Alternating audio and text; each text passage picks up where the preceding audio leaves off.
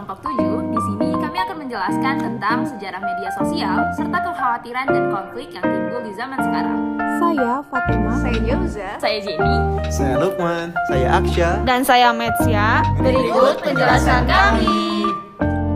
Media sosial lahir di akhir abad ke-19, di mana waktu itu bermula ketika seorang ilmuwan bernama Samuel Morse pada 1844 mengirimkan pesan singkat melalui teknologi telegraf. Tapi, telegraf gak bisa dibilang sebagai terminologi dari media sosial karena gak berbasis internet. Baru pada tahun 70-an, aktivitas berkirim surat elektronik atau email dengan sistem buletin mulai terjadi. Semua itu dilakukan masih dengan saluran telepon yang terhubung dengan modem dan masih belum berbasis online. Hal ini menunjukkan media sosial udah ada dari zaman dulu, cuma bentuknya berbeda.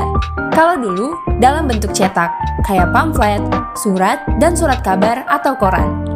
Media sosial juga ada di zaman reformasi dan revolusi Amerika Prancis. Dulu, media sosial seringkali digunakan dalam kegiatan politik, biasanya sebagai media untuk mengkritik rezim pemerintah atau sebaliknya, digunakan pemerintah untuk memanipulasi atau menggiring opini publik tentang politik negara. Seiring berjalannya waktu, media sosial semakin berkembang mengikuti zaman, apalagi ketika munculnya internet dan teknologi. Di masa transisi tersebut, muncul kekhawatiran-kekhawatiran terhadap media sosial ini. Kekhawatiran yang pertama, media sosial adalah pemborosan waktu yang mengalihkan perhatian orang-orang dari hal-hal yang bermanfaat seperti bekerja dan belajar. Tidak sedikit ada saja yang mengatakan bahwa kita main medsos mulu, bukannya belajar. Sebenarnya, kekhawatiran ini sudah ada sejak dulu. Dulu, platform media sosial atau social networking disebut coffee house.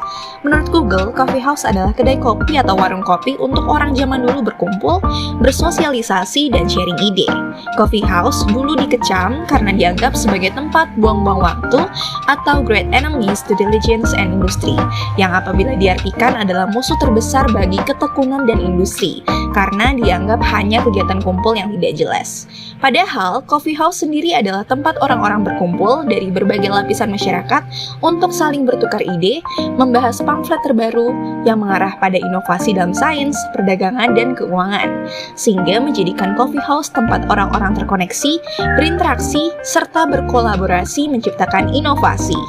Kekhawatiran yang kedua, apakah media sosial akan merugikan kehidupan personal kita? Media sosial akan membuat kita menjadi antisosial karena mendorong orang-orang untuk berkomunikasi dengan orang lain yang mungkin tidak mereka kenal secara online, sehingga merugikan hubungan kehidupan nyata dengan keluarga dan teman-teman. Seperti yang kita tahu, yang jauh jadi dekat, yang dekat jadi jauh, yang berarti kecanggihan teknologi meningkat, tapi kehidupan emosional menurun. Hal itu jika dilihat dari sisi negatifnya. Tapi dari sisi positifnya, media sosial justru meningkatkan konektivitas manusia karena orang dapat berkomunikasi dengan cara yang dulunya tidak mungkin. Kekhawatiran yang terakhir, media sosial, baik yang cetak apalagi internet, memberikan kebebasan dan keterbukaan bagi orang-orang untuk mengemukakan pandangannya dan opininya masing-masing ke publik. Pendapat yang disampaikan bisa positif atau negatif. Yang jadi bahaya adalah ketika teknologi mempermudah orang untuk mengungkapkan sesuatu, maka akan ada orang-orang tidak baik yang menyalahgunakannya untuk menyebarkan hal-hal yang tidak baik. Misalnya di zaman sekarang dalam blog, Twitter, atau di dalam komentar banyak orang yang ngomong sembarangan, ngomong yang gak baik, gak sopan, ngehina, ngehujat, rasis, fitnah, dan sebagainya. Kekhawatiran tersebut ada yang mulai terbantahkan, namun juga ada yang masih terjadi sampai sekarang. Mulai terbantahkan bahwa media sosial bukanlah pemborosan waktu dan membuat orang jadi lupa untuk bekerja atau belajar. Justru sebaliknya, media sosial menjadi sangat penting, seperti misalnya dalam perusahaan di mana sosial media memfasilitasi komunikasi antar karyawan dan klien, memudahkan yang berjauh untuk bisa berkolaborasi menciptakan inovasi. Namun, ada juga kekhawatiran yang masih ada di zaman sekarang, yaitu semakin banyak orang-orang yang berkomentar dan menyebarkan hal-hal yang buruk di media sosial. Apalagi di zaman sosial media yang canggih, bebas, dan terbuka, semakin banyak netizen yang mulut dan jarinya sampah. dan menimbulkan konflik atau kericuhan di dunia maya. Lalu, kenapa media sosial disebut pembentuk konflik? Yang pertama, kebebasan. Dengan media sosial, siapapun bebas dalam berinteraksi, berpendapat, bertukar ide, dan gagasan maupun yang lainnya. Akan tetapi, ketika ini dilakukan dengan dosis yang tinggi tanpa ada kontrol, maka juga bisa membuahkan konflik di tengah masyarakat. Yang kedua, masalah sepele menjadi membesar karena cakupan sosial media yang luas. Yang ketiga, jarak dan waktu bukan penghalang. Jarak dan waktu tidak lagi menjadi alasan ketika adanya media sosial. Semua terasa mudah dan dapat terjangkau kapanpun dan dimanapun. Gosip pun akan mudah tersebar, itu juga menyebabkan konflik. Yang keempat, pergaulan yang luas. Meniru budaya luar, padahal tidak selaras dengan ideologi kita, itu juga menyebabkan konflik. Lalu yang terakhir, tidak ada privasi. Semua yang di-share bisa disalahgunakan. Ada juga satu kutipan yang menyatakan, kenapa banyak orang yang berkomentar buruk di sosial media dan menimbulkan konflik? Karena banyak orang yang gak punya social skill, tapi dikasih social tools.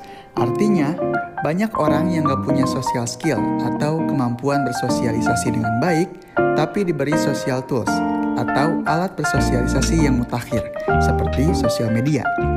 Jika mereka melihat sesuatu yang tidak disukai, misalnya postingan atau pendapat orang yang punya kemampuan bersosialisasi dengan baik mungkin akan berkomentar seperti, "Bro, saya nggak sependapat dengan Anda. Kalau bisa jangan begitu, mungkin sebaiknya begini, bla bla bla." Mereka berkomentar secara baik dan sopan. Tapi, jika orang yang tidak punya social skill dengan baik, dia hanya akan berkomentar, "Ah, jelek, bodoh, bego, tolol," dan kata-kata kasar atau makian lainnya. Mereka berkomentar dengan cacian dan makian, sehingga memancing emosi netizen-netizen lain. Namun itulah kenyataan sosial media di zaman sekarang.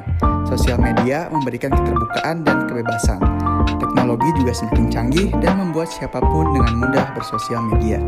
Kita bebas berkomentar apapun, dan orang lain juga bebas berkomentar apapun, sehingga tidak menutup kemungkinan konflik akan selalu ada.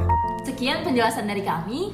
Wassalamualaikum warahmatullahi wabarakatuh.